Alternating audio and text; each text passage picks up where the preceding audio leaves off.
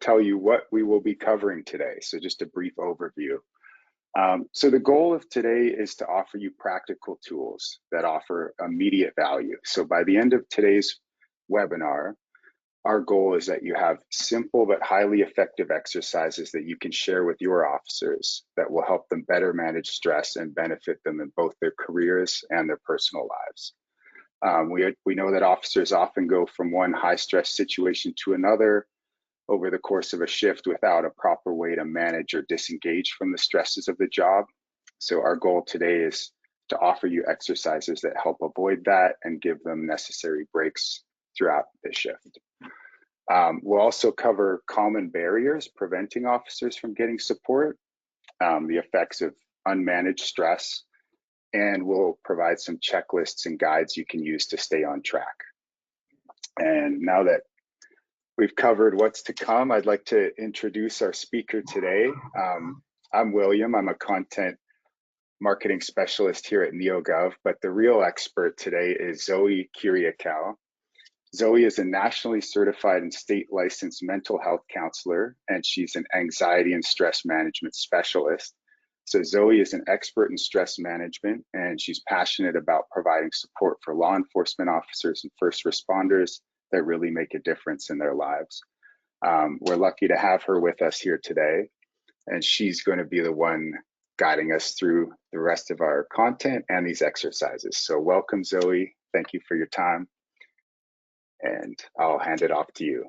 All right. Thank you, William. Thank you for that lovely introduction. I'm so excited to be here today. I'm honored to be included in this, and I'm hopeful that we can send you home with some information and some tools that you can not only take with you and use for yourself, but maybe impart on your colleagues and coworkers. So let's jump in. We've got some statistics here to start. So 8,000 officers were surveyed. So let's take a look at those numbers. There are some pretty significant numbers here, right? So we've got from anywhere from 60 to 80% of officers experiencing exposure to trauma, unresolved mental health issues, and critical stress. So to offer you some perspective, most civilians will go their entire career without work-related critical stress, but officers can be, as you know, exposed to it every single day. So we need to properly equip officers with the tools. I like to refer to it as a toolbox, right? Something that you can sort of metaphorically go into and reach into this toolbox and help yourself, counsel yourself in moments of high stress to be able to process, offer yourself perspective, and kind of decrease those stress levels and then increase the calm. So I think about my own experience. As a therapist, I work with clients that have experienced abuse, trauma, you name it. And something that we're taught in grad school is our own self-care, right? And so this is really pushed, and it's hard at that time when you're just in school and you're not working yet to understand, why are they pushing this so hard? You know, this is a class that has nothing to do with self-care. Why are they checking in on our self-care?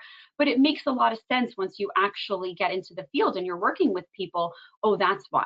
That's why I really have to take care of myself and learn how to decrease my stress and increase my calm, because I'm being exposed, right? I'm being exposed to people with poor boundaries and secondhand traumatization. So the importance of having these tools is paramount. Okay, so what happens when we have stress that is chronically unmanaged?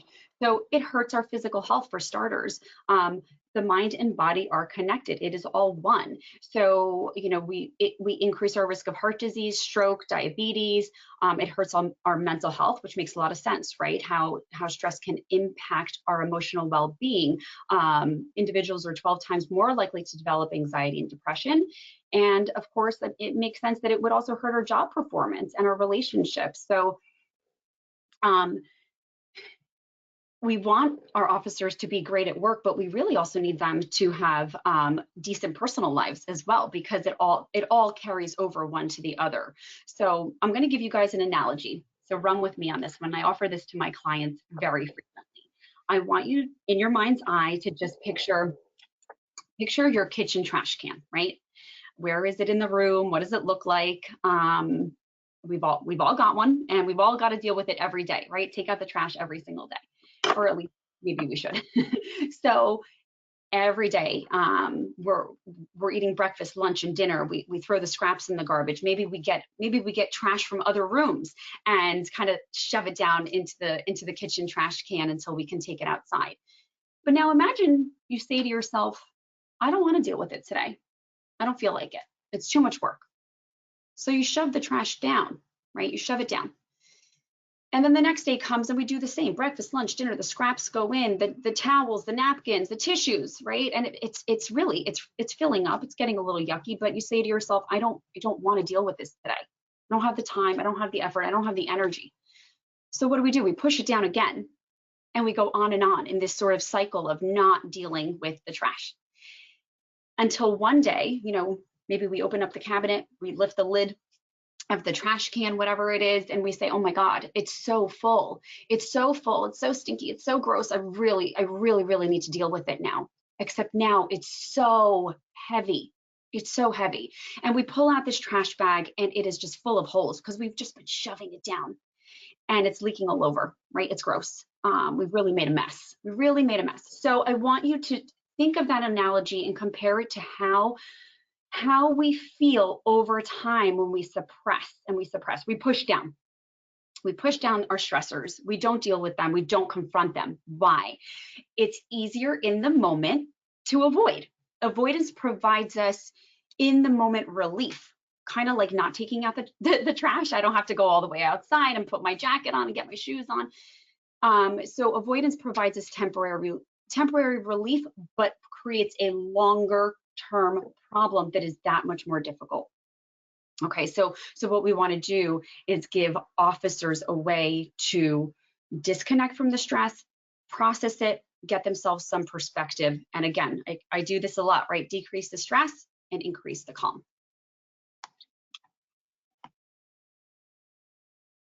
All right, so what prevents law enforcement officers from managing stress effectively? For starters, we've got stigma, right? It doesn't look so good to go get help. In that survey, 8,000 officers, 90% of them reported stigma as a barrier. Perceived consequences. What's going to happen if I go get help? Is it going to negatively impact my career? I want to get that promotion. I want to move up in the ranks. Is that going to happen if I go and seek some help? And then, of course, access, which is such a global issue, but certainly can be an issue for law enforcement officers as well. Only 3% reported having access. That's such a small amount. So I want to offer you guys kind of another little analogy. Every year we go to our primary care physician and we get a physical done, or at least maybe we should be doing that, right? We go get a physical, and so maybe we go to the physical and we talk to our PCP about some symptoms that we're having. Let's say you say to him, oh man, I've been having a hard time breathing lately. It's difficult to get a big full breath in, and the doctor says to you, oh, you know what, I hear it. I can kind of hear it in there. You know what, let's get you on an inhaler, right? Let's help you out a little. Let's get you something. And you say, no, that's okay. I'll breathe harder. Or maybe the doctor says, you know what, buddy, your lab results just came back, and it looks like your A1C is high. We're on the borderline there of type 2 diabetes. Let's get you on some metformin. And you say, nah, that's okay. I'll make my pancreas work harder. I'm going to push through this one, doc. And on, right? It could be blood pressure. Let's get you on some medicine so you don't have a stroke. No, that's okay. I'll manage it myself. I'm going to push through.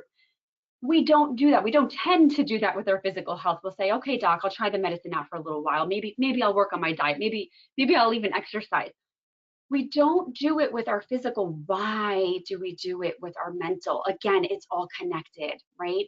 So mental health is health. Mental health is wellness. So pushing through the stressors, pushing through anxiety, depression, or other, unfortunately, it's not going to cut it. It's not going to help. So we need to start working towards reducing the stigmas and also getting our officers the tools that they need. Okay, so now we're getting into the fun stuff. What is CBT and how is it relevant to law enforcement? So CBT, cognitive behavior therapy, it's an evidence-based practice. Okay, so the research, the studies back it up as being a really effective method, a therapeutic method for treating anxiety, depression, substance abuse, eating disorders, amongst so many other things. I use it, here in my own practice. I use it with all my clients, and everybody that comes through my door gets the psychoeducation of how to use CBT in their everyday life. Because think about it, even though it's great for business, eventually we need clients to graduate. We need them to be counseling themselves in their own lives. And so we're going to learn today a couple of exercises that officers can use in their own time, silently, mentally. They can do it anywhere, anytime. Nobody knows that they're doing it. And we can get them into work feeling better. We can get them home to their families feeling better. And that is good all around, right? For the whole community. If our officers are feeling good, it's good for all of us. Okay, exercise number 1. All right, this is my favorite. You will always find the triangle posted up in my office and even at home. And I've even taught it to my children. So we can see here in this triangle, we've got thoughts, feelings, and behaviors, and they are connected, right? They're connected in all directions. The triangle goes in any direction, and it can start really at any point. Ideally, in an ideal setting, our thoughts would be rational, they would be logical, they would be based on facts, not scenarios that we manufacture, and that leads. That type of thought process leads to the best outcomes for feelings and behavior. So I think the best way to exemplify this is to jump into a little scenario so you guys can kind of picture it, and we'll bring it around full circle. Okay, so I want you to imagine the main drag of your downtown in your hometown, and we've got a young officer walking down the street. He's off duty that day, so he's enjoying his day off, right? He's walking around on a sunny day, and he's going about his business when he sees his chief across the street. I guess chief has some time off too that day, and so for all intents and purposes, our young officer here has decent relationships with his colleagues. And so he says hi to the chief across the street. He waves, he says, hello, hey chief, how's it going? Chief does not wave, chief does not say hello, and chief actually keeps on walking. So this is the scenario, okay? This is scenario number 1, all right? Scenarios meaning an event that is happening in our environment, and events are happening in our environment all the time. Every second of the day, there's always something happening around us. So now this is where we would jump to the triangle, and we're going to start with thoughts for this scenario. And for many of us, even though it doesn't feel like we're always thinking something, we're not always conscious of it, because sometimes our thoughts can become that reflexive. Usually it does start with a thought, okay? So for this scenario, we're going to jump into the thoughts. And so this young officer thinks to himself, oh my God, why didn't he say hi to me? He must be mad at me. He must be pissed at me. Did I do something? Has my performance been poor lately? Did somebody say something about me? So we can tell he's really spiraling, right? He's going there. He's going to that really pessimistic, negative place in his mind.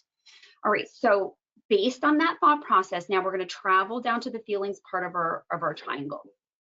So based on those thoughts, right? Oh my gosh, he doesn't like me. Why is he being such a jerk to me?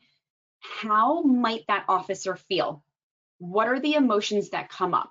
I think that he might feel confused, concerned, upset. Maybe he's even a little bit mad. How dare he not say hi to me? Like, I'm so great at work. I show up and I show out, right?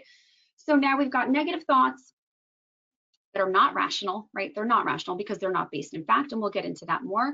And he's feeling emotionally discontent, right? Emotionally uncomfortable. Let's travel over to behaviors. So what might happen next? What action might this person take, our young officer? Maybe he goes home and he texts, some of his other officer buddies, and he says, I saw Chief today. He was such a jerk. He didn't say hi to me. I've been nothing but fantastic at work. Or maybe he doesn't do that. Maybe he doesn't talk about it. Maybe he suppresses, like we said earlier in our trash bag analogy. Maybe he says, you know what, screw that. I'm going to have this bottle of vodka, right? This is going to make me feel better. Okay, and round we go, because where there are uncomfortable feelings and not so fantastic actions, we come back to thoughts that are probably still consistent in that negative department with the feelings and behaviors. Okay, so I'm going to take you back to the top for scenario number 2. Okay, scenario number 2 is the same exact scenario. Same officer walking downtown, having a great day off from work. He sees his chief across the street. In this scenario, the chief still does not say hello. He does not wave, and he keeps on walking. Okay, so this time, because our young officer is equipped with tools, he knows that he gets to choose his response style. Okay, his environment does not dictate how he thinks and feels. He's in control of how he thinks and feels and behaves. All right, and so this is where we start to really get empowered. This is where our officers, our clients, start to feel like they're in the driver's seat of their life. Okay, so he thinks to himself, all right, that was weird, but you know, there's probably a lot on his mind. There's been so much going on in the department. There could even be stuff happening at home. And you know what? It's a busy street. It was so loud. Did he even hear me? It's so sunny. Did he even see me? So he's trying to be really practical, right? He's trying to be really rational. He's not jumping to conclusions to which he has no information for. So he's staying in a pretty neutral to positive headspace because, again, he chooses how he thinks. The environment doesn't make a choice for him. Let's travel down to feelings again. Think about this for a moment. How might he feel based on how he thought? This time, in my opinion, I think he's going to feel, he might still feel a little confused, but confusion is not, it's still a pretty neutral emotion. He might feel a little confused, but overall he's content. He's okay. I'm okay, right? I'm okay. Like, yeah, he didn't say hi to me, but I'm okay. He's probably got a lot going on. Okay, so he feels emotionally content. Let's travel over to behaviors. Maybe this time he reaches out directly to the chief. Hey, chief, I saw you today. Hope you're having a good day off. Saw you downtown. Hope you enjoyed that cup of coffee you were holding, something like that.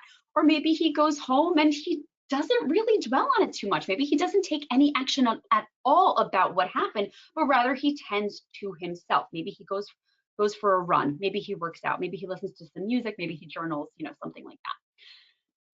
So how does this apply, right? That's the important part. How does this apply? Our officers are confronted with challenges and traumas and all sorts of scenarios that can impact them every single day. But if they're able to manage their perspective on it, what a difference that can make, right? Something as simple, this is something I teach to my clients all the time. Something as simple as, you know, they might say, Zoe, I don't know how to replace the thought. I don't know how to make it more neutral. Can you say to yourself, in this moment, I'm okay. In this moment, I am safe. When all else fails and you don't know how to come to a more contented thought, a more practical, rational thought, can you remind yourself, I'm okay? Again, we get to choose, and what is more empowering than the gift of choice, especially when it comes to the way we think.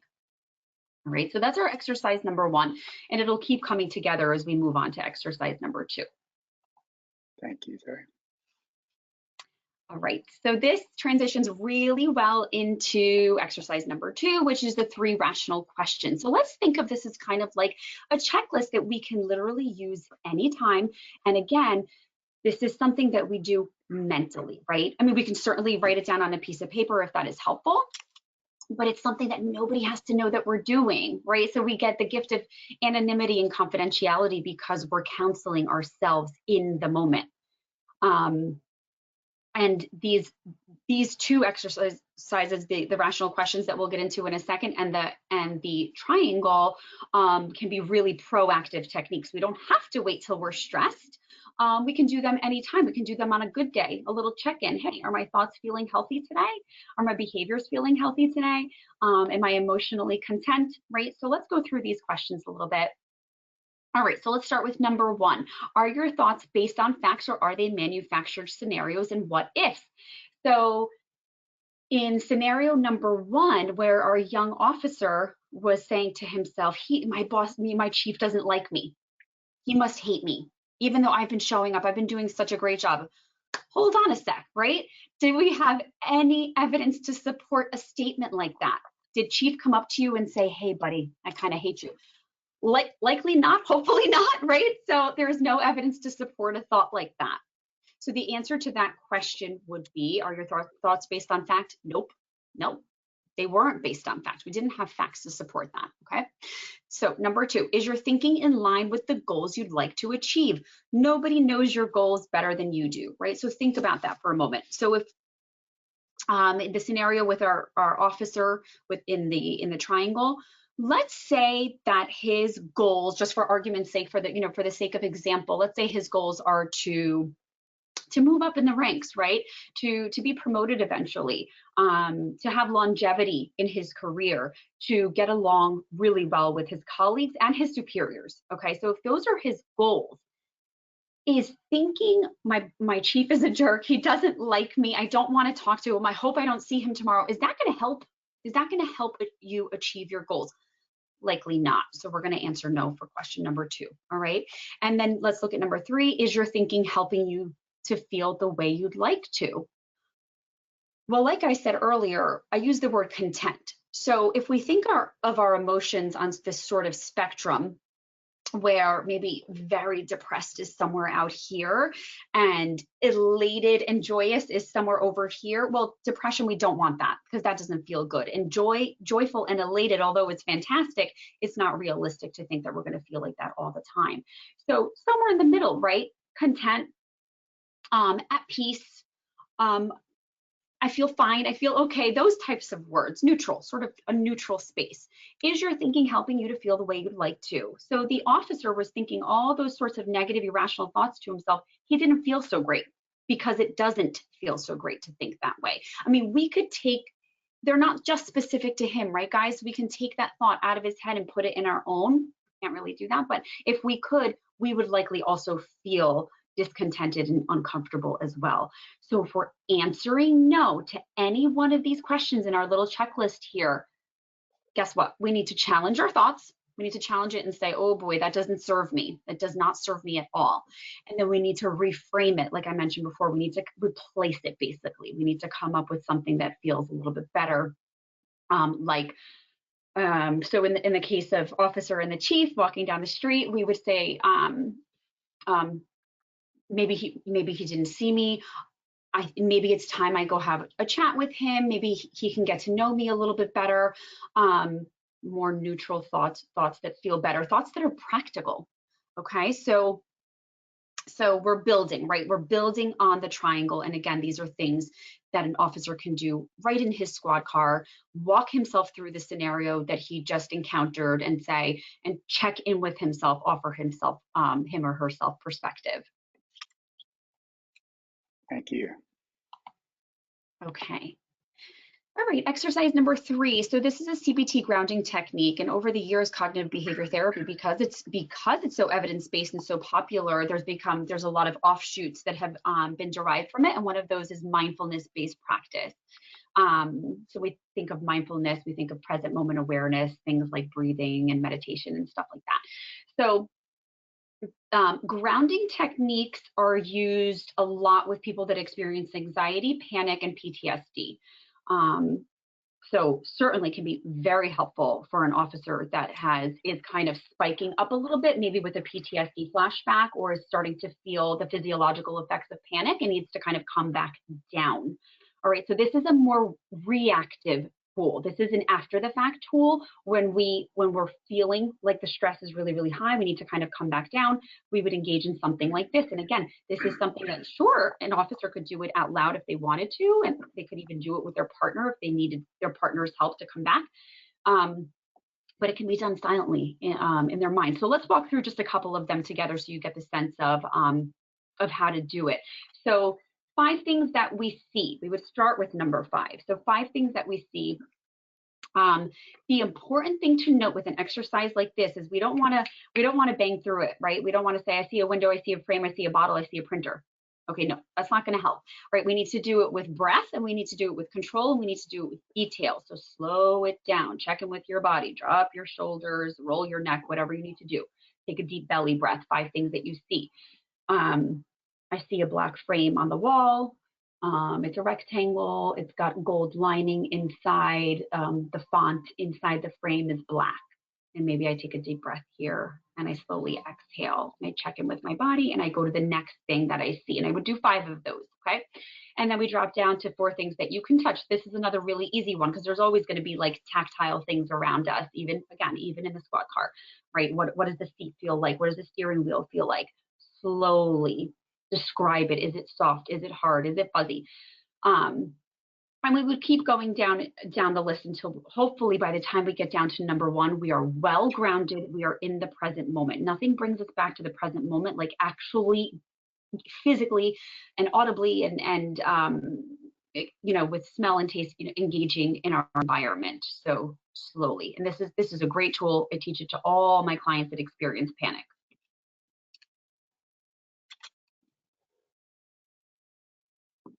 Great. Thank you very much, Zoe, for running us through those. I think you can see how applicable they would be day to day, just as ways officers can practice disengaging from the stress of the moment and being able to reset, provide them with little mental breaks throughout the day as they go through what can be obviously consistently high stress scenarios. So what we're looking at now is, this is basically a reference sheet.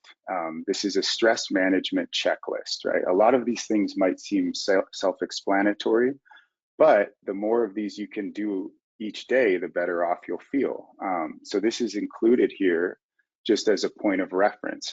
Having them compiled on a sheet like this can encourage officers to check in with themselves, see how many they've accomplished each day, and they can personalize it. They can swap these out. If there's one they find that's particularly more effective to them, that they feel as an individual serves them in a better way, they can just swap this out. But the idea of something like this, having a checklist, of a stress management checklist, is that it encourages officers to do proactive stress management. And so it's something they can build a practice that ideally will help them sustain long and productive careers, and opposed to letting stress build up. They can incorporate these little things, ideally more and more as you go each day, that will prevent things from spiraling into perhaps burnout, low morale, things like that, that will just proactively assist them in performing better, both at work and in their personal lives as well. So this is included for them to be able to personalize, print out, add to, replace, that sort of thing. And I know some of you joining us today have heard about Powerline. For those who don't, Powerline is a wellness app from Power DMS that was built for law enforcement, and it was built to address many of the barriers that have prevented officers in the past from getting support. And up on your screen right now are just messages we've received from officers across the country who have been using the app. And I just wanted to talk about it briefly. What Powerline does is it has a comprehensive content library containing videos, podcasts, articles, exploring everything from getting better sleep while managing shift work to managing anger, anxiety, trauma reduction. It includes the CBT exercises we just explored today with Zoe. But perhaps most importantly, what Powerline does is it allows officers to connect with each other. So it gives them the opportunity to tap into a peer network across the country, and they're matched with peers of a similar experience level and who are facing a similar challenge. So they get to talk to someone anonymously, confidentially, who gets it, who understands what it's like to walk in their shoes, and someone who's outside of their department. So I wanted to share just messages we've received from responders across the country that reinforce the value of having something they can access in their pocket at all times. They don't have to, look around the department and dig through a file cabinet for some old pamphlet or something like that, or or dig online and try to compile resources and make a list of them somewhere, but they have one point of access when they need it on their own time, without stigma, without consequences, that they can access to get the support they need. So I just wanted to share a little bit about Powerline. And so we've reached our Q&A. I think we've made very good time, Zoe, today. So we've had a couple of questions that have popped up throughout as you were speaking. So I'm just going to go through them one by one here, if that's okay. And again, for everyone who's joined us today, if you have any, please submit them through the questions part of the control panel on the right side of your screen. So the first one is, do you have any advice for how to introduce stress management to someone you think needs support, but to introduce it in a way that won't offend or upset them? So that's a great question. You know, sometimes from the outside, we can see what somebody else might be experiencing that they might not be totally aware and cognizant of. So how do we bring that up to them in a way where they won't kind of put up their defenses, right? So it's important, just before I get into the actual answer, to note that boundaries are a thing, right? Super important. We can effectively and assertively communicate our concerns to our colleague or whoever it is. And we can do our very best to be well-intended, well-meaning, all that good stuff, but how they receive it and then the choice that they choose to make once you have brought it up to them is on them, right? So that's the part that we sort of recuse ourselves of, because we can't do anything about the choices they make after we've suggested something. So please keep that in mind. The boundary part of it is so important. All I can do is, you know, lead the horse to water. I cannot make it drink. So how might we bring it up in a way that doesn't put the other person on their defense? So I love a professional feedback model or an I feel sort of statement. So something like starting with a really reinforcing comment. You've been doing such an amazing job lately. You're really putting the time in, you're really putting the effort in, and it's so noticeable. I'm just wondering, and so you wouldn't say but, right? No buts, because that kind of negates everything that you just said, and you would slide right in. So we would give a reinforcing statement. You're doing an amazing job.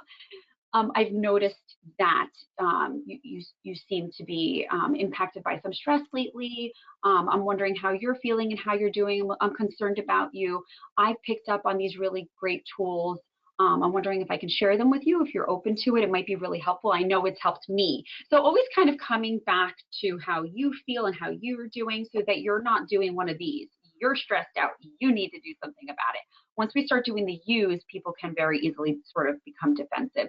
Or coming from a place of, yeah, I care about you so much. I feel concerned because I've noticed that you are stressed out.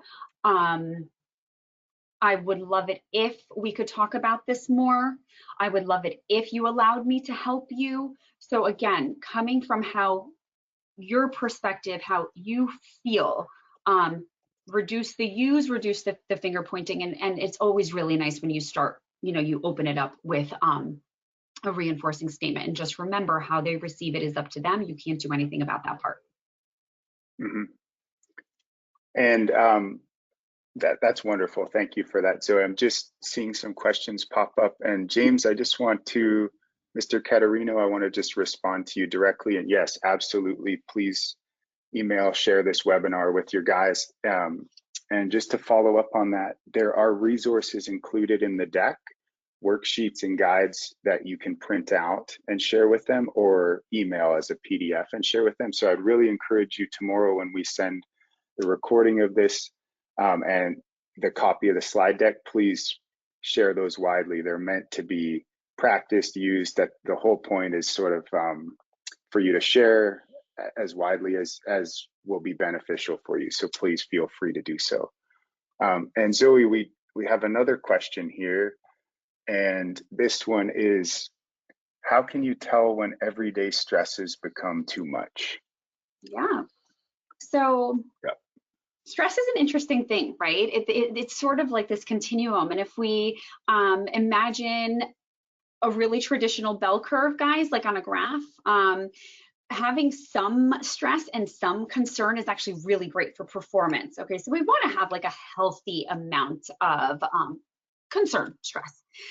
It's when we're at the each other end of that bell curve where now we might start getting impacted. So we've got one end, apathy, or the I don't cares, I don't give a bleep anymore. To hell with it, that sort of thing. Okay, that's not great. And then the other end is anxiety. So we've got apathy and anxiety.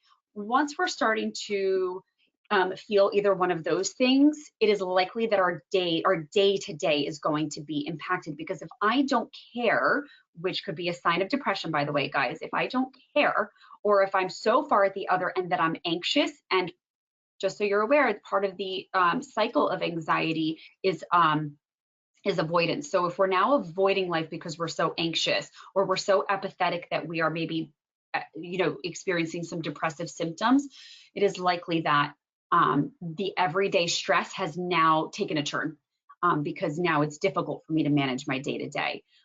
We want to feel like we're getting through our everyday with, again, mild level of concern, because that's great for performance. But if it's starting to impact and it doesn't feel effortless anymore, I'm starting to get paralyzed paralyzed in terms of like that sort of analysis paralysis sort of thing. If we're starting to get halted and wanting to peel back, or we're getting so angry, right? That's kind of the outward, and just to kind of put a little bit of statistics on it, we know that there's a predominance of men in law enforcement. And how do men experience things like anxiety and depression? They experience it more as anger. Okay, so something to be aware of. So when we're lashing out, when we're apathetic, or when we're anxious, it's become too much, and now we need to really start doing something about it. Okay, that's very valuable. Thank you. There's another question. This one is Powerline specific, so I'll go ahead and take this one. How does the app's peer network chat work? Do the volunteers get training? And yes, they do. So responders in an agency that has Powerline, they can apply to become a volunteer, and if they meet the criteria, they get training to become certified as a volunteer in the app. And to go beyond that, responders are matched with volunteers based on their rank, their experience level, and their location. So they're not matched with peer volunteers in their own department, which we know often officers would like to talk to peers outside of their immediate department, especially about challenges they're facing. And they can choose what they would like to talk to by topic or situation, whether that's anxiety or anger or things like that. So to answer your question, if they meet the criteria, they get training to become certified as a volunteer within Powerline. And I think that's about it for today. I think we made really good time. I want to thank everyone for joining us. I want to thank you, Zoe, for sharing your expertise. I want to thank everyone for joining us today. We really appreciate your time. Our goal is to provide as much value as possible within this time. And just to build off that, I want to reiterate that the copy of this slide deck you'll receive tomorrow has the additional resources, as you can see on your screen. These are for you to print out, to share as PDFs with your team. And if you'd like to explore more about Powerline, there is a ton of information. If you click that link, you can dig around a little more on your own. And obviously, if you'd like to learn more, reach out directly to one of our team, and we'd be happy to talk you through about all the details and if Powerline might be a good fit for your agency. So I just want to first thank you, Zoe, for joining us, sharing your expertise today. It's wonderful to have you guiding us through those exercises. And for everyone that's attended today, the exercises Zoe shared are in this free guide included with the deck. So please reference it, print it out, dig into it a little more on your own. And we hope that you get as much value as we believe it offers. So the goal is to de-stress, give officers tools that they can proactively manage stress in their lives. So Thank you all for joining us today. Until next time, and have a wonderful rest of your day today. Thank you.